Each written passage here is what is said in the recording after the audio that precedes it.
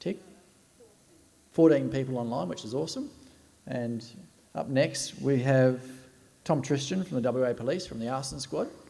And as everyone knows, the Kimberley does have a lot of parts of Northern Australia have a lot of people lighting fires. Sometimes we think just for the fun of it. And so it's awesome to have Tom come up and tell us a bit more about the process of investigating arson and how it's going. So thanks very much, Tom.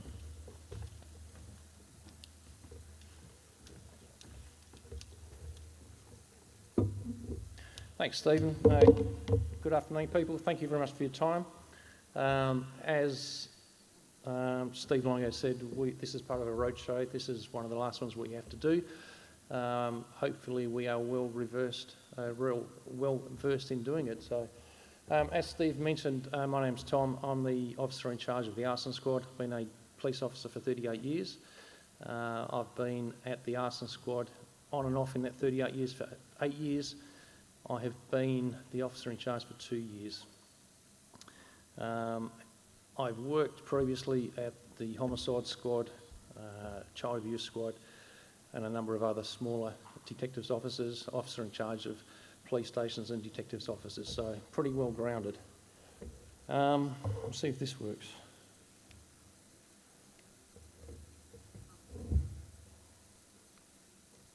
Okay.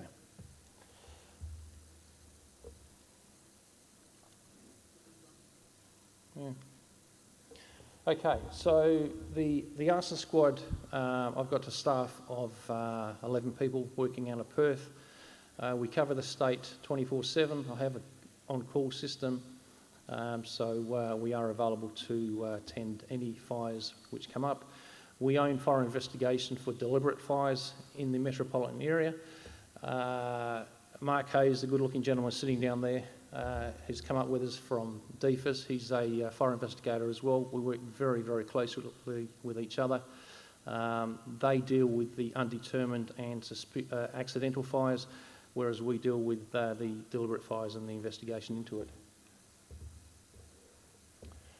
A requirement of the court system that we have in the state is that my staff are trained to give what we call origin and cause evidence in court. The evidence is accepted at the highest level where we can give opinion evidence.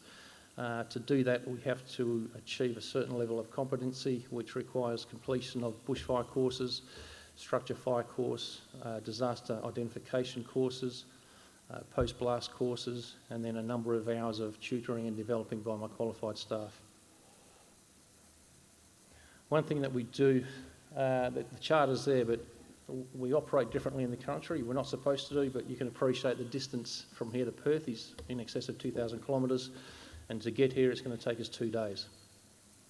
How we operate in Perth is that we attend a fire, we conduct an investigation into the fire, we identify where as best we can how the fire started and where the fire started, and then we investigate who lit the fire. Up here or outside of the metropolitan area, we will attend.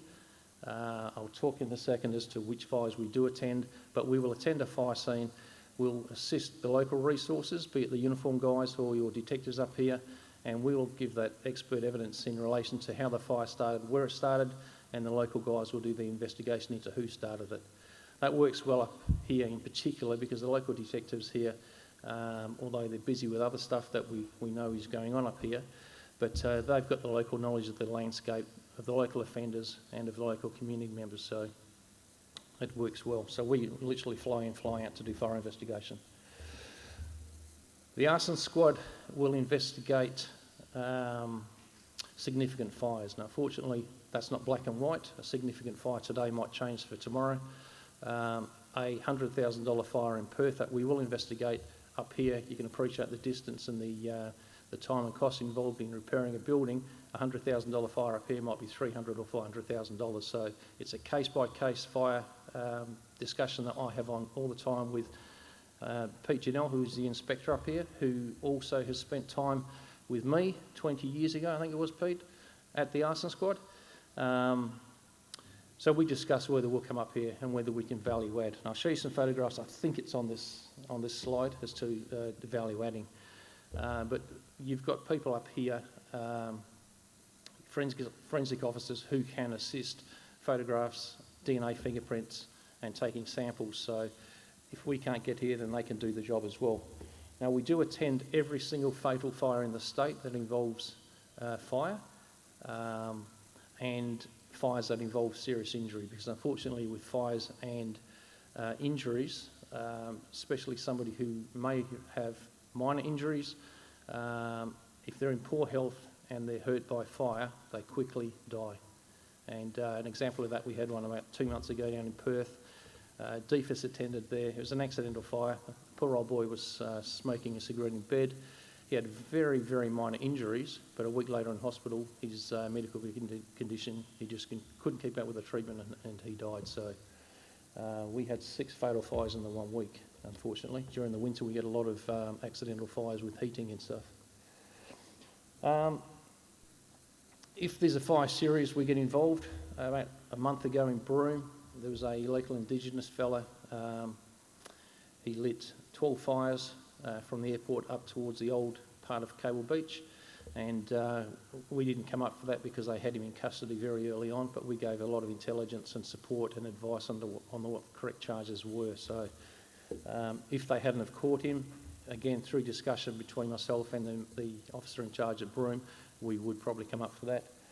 And again, unfortunately, it's on there, it's part of life. Every occupation or every volunteer agency has got bad eggs, and we do investigate members of firefighting agencies if we believe that they are suspected of lighting fires. From my experience up here, and as Steve said, we've done every major town up here in the last week. I've spoken to a lot of volunteers, and for the volunteers that we've got in the room, you do an amazing job, you really do. I know up here things are different. You will attend fires at 2 o'clock in the morning in your own time. Quite often you've got a business to run in the morning, and you come out, you put the fire out, and you go home and you go back to bed. Unfortunately in Perth, we've got people who just like lighting fires. They like the attention, and the example of that is a boy that we've charged. He's still before the court, but he was from a brigade up in the hills, and we charged him with lighting 9 fires. Now he's going to end up, he's on bail now. He was released from custody because he was having a hard time in jail, but he'll probably end up with about 5 years in imprisonment.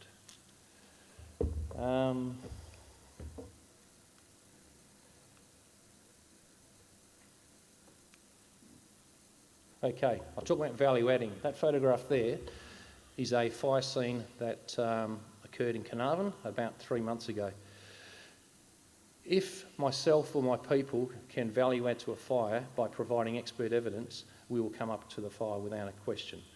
Unfortunately, as you can appreciate, because you don't have regular firefighters here, by the time the volleys get the call at home, in bed, they jump in their cars, they drive to the fire station, they jump in the fire truck and go to the fire scene, we've probably lost 10 or 15 minutes compared with what we've got in Perth. And the construction of a lot of your houses up here, there's not a lot of brick and tile houses here that I've seen. They're all made of crappy fibre or timber or whatever it is. So we end up with a situation like that where the place is down to the ground. Very, very difficult to do anything with that. If Mr. Janelle was to send me that photograph and say, could we come up? I'd say no. It's just too difficult for us to do anything. That one there was a house that we had in Perth. The crook went in there and poured petrol on the floor, set fire to it, but unfortunately for him, fortunate for us, it didn't do any damage or very little. So when you see that, if that occurred up here again, the cause is obvious and the origin is obvious. So Mr. Janelle's people would go out there forensically, take samples, take photographs, and there's no need for us to come to it. Vehicle fires, don't need to tell you guys about vehicle fires, okay? I'm aware of the problems up here in the Kimberley. You've got them across the north up here, which is an ongoing problem. When you consider your own vehicle, it's made up of, internally, plastics, rubber, foam, and a whole heap of other combustible materials. It's not uncommon to find a vehicle like that. We can't do anything with that. That's just total destruction, and it's just hopeless for us. Unfortunately, we copped the same thing.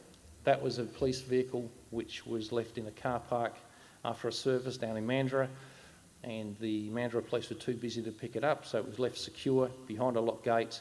Crooks got in there and set fire to it. We deal with offences under the criminal code, criminal damage by fire, and primarily for bushfires, set fire to bush. Now, damage by fire carries a maximum penalty of life imprisonment. That's a pretty big penalty. Set fire to bush is 20 years, and then we've got another one, breach of duty, which is 15 years. Obviously, depending on the situation, they're never going to get that sort of penalty from the courts, but courts do deem offenders lighting fires to be a serious risk to people, and we get some good penalties compared with other offences.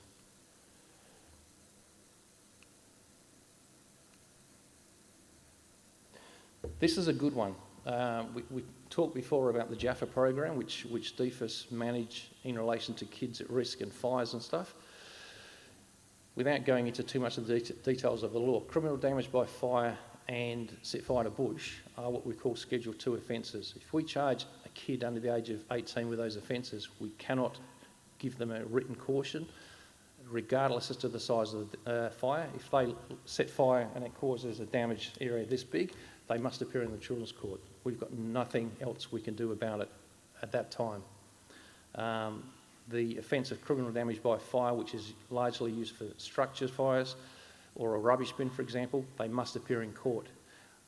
To get around that, to ensure that certain kids who are suitable for the process, and I'm not talking about kids who are stuck in that criminal behaviour, I'm talking about kids who are just dabbling with fire, and I'm sure everybody in this room at some stage, as a kid, I did, played with matches. Breach of duty is something that we can use as a police officer, and we lectured or presented to the local police this morning.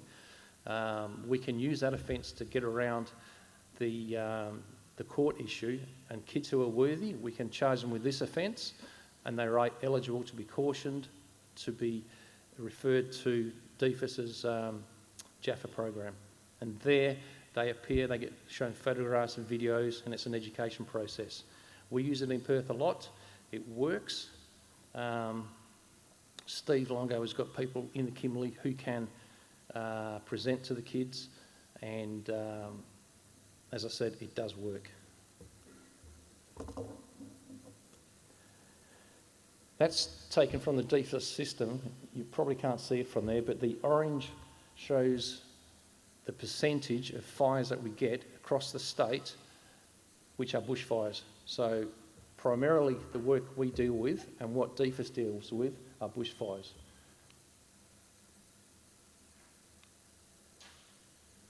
That's just a quick snapshot from our official police site. It shows that, believe it or not, offences in relation to fire, which as I've said is damage by fire, set fire to bush, and the breach of duty, is slowly coming down. That's decreasing. This is directed at the Kimberley, and we've done a big proportion of our discussions with the volunteer brigades is that when they attend a fire, they must make a decision as to how the fire starts. We're not asking them to say it started there with a match, but what we're saying is get to the fire ground and call it accidental based on what they believe. And there's only 3 causes of accidental fires, which is, believe it or not, a pair of sunglasses, which would magnify the sun's rays in the grass, overhead power lines, and you don't have a huge amount of them outside. And Hazy, the third one? I keep forgetting the third accidental. Lightning. Sorry. Other than that, there's got to be some sort of human intervention. They have to call it a deliberate fire, because if that happens, Steve will be in a position where he has to increase resources, and we will get notified of the investigation or of the incidents that we can conduct an investigation, or the local people can. So you can see the grey there. That's nearly, I don't know, maybe 2/3 of the fires that you get are not recorded as being suspicious or deliberate. That will change after everybody that we've spoken to. Don't know if you can see that. That's a breakdown of each sub-district up this way. And again, the important thing is the total number of fires and the undetermined ones compared with the actual deliberate ones. Undetermined, unfortunately, what happens is, and I can understand why the volleys do it, they don't think they've got the qualifications or the skills to make a call. As I said, we're not asking them to make a determination on how the fire started, as in match, cigarette, Molotov or whatever. We're saying, do you think that fire, based on what you've seen, on your experience at that time, is deliberate? And everybody you've spoken to, we spoke to, I think it was Jodie down in Horse Creek, she said 98% of their fires are deliberate. Yet when you look at their stats, I think we had about 60% that showed were deliberate. So that'll change, which will help us and help you and obviously help them. That's just a quick snapshot. I don't like stats because stats are subject to interpretation. It just shows the breakdown of people charged with offences across the state and up here in the Kimberley. Vulcan, okay, just quickly. Vulcan, we run Vulcan down in Perth. It's a multi-agency task force. It was initiated 12 years ago because we had a really severe fire season forecast. It's a partnership between police, DFIS and DBCA. We've got people qualified to conduct fire scene examinations with the police, with DFIS and DBCA. But the benefit for us, for me in particular, is that I'm given extra staff during our fire season, which is the opposite end to yours. Now, we attend fire with the fire trucks as it's burning. Experience has shown us that we've got people on the ground. You've got your witnesses, you've got your fireys, and you've also got the crook, because the majority of the crooks will light a fire because they love the thrill aspect of it, and they'll sit there and watch the fire burning. And they love seeing red trucks come in and put water on it. They love seeing the police turn up. So we get there at the time. We quite often will video the crowd that's there, but we found it's invaluable to actually attend at the time instead of waiting a week before we roll out to it. So that's the benefit of Vulcan. Last year we charged 31 people with 87 offences, and that's 87 people who will go to court. The aims of Vulcan is obviously to prevent deliberate fires, to investigate what deliberate fires we get, but importantly we knock on the doors of the people who have got a history of lighting fires. So if we, for example, have got an area in Trigg and we're getting a lot of fires there, I've got an analyst who will pull people's names out of the computer system, and we'll go knock on their door. Got to be careful because, again, certain crooks like the attention, and having coppers knocking on the door, they get off on doing that. So just got to be careful who we do it with. We make a mental note on who we speak to. We've got records to say yes or no, but the majority of them will knock on the door, tell them who we are and that we know where they are, and just make a point of not, as I said, just engaging with them.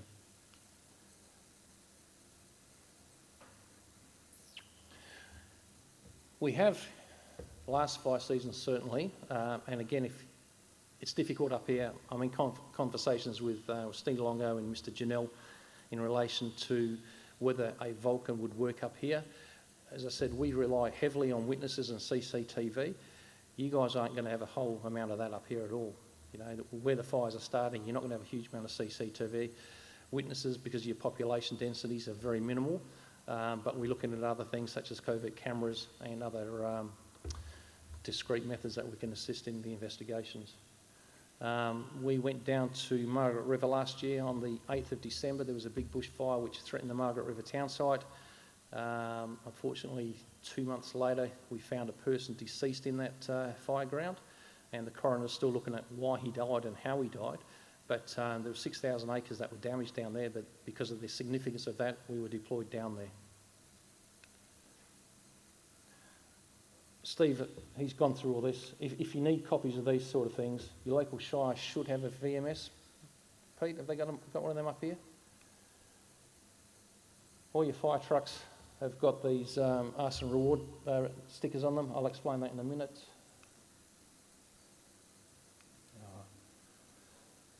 Motivations of a firelighter. People light fire for certain reasons. So you've got vandalism, so that's kids who are just playing around, not experimenting but being vandals, setting fire to schools and whatnot. As I said, excitement and persons seeking praise, that's your volunteer firefighter. Or security guard who wants to be the hero because he's seen the fire, he lights the fire, he's seen the fire, and then he helps police and DFIS put the fire out. Spite or revenge, so domestic violence. Up here I know you've got a lot of domestic violence. He or she might get clothes, put them in the middle of the room and set fire to them. Crime concealment, homicide. as I say, I've just left homicide squad. Unfortunately, there was an incident down in Port Hedland a few months ago where certain things happened in a house, and the suspect who's been charged set fire to the house to try and cover her action. So we assisted homicide squad with that scene examination. How are we going, Steve? Beautiful. Insurance fraud, obviously, set fire to your business, and then juveniles. Ignore that, that's across the state, but up here things are different.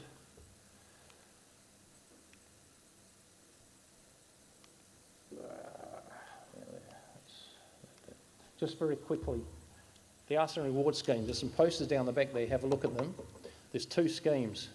The first one involves the state government, and that involves property which is not insured. So bushfires or buildings which do not carry insurance policies.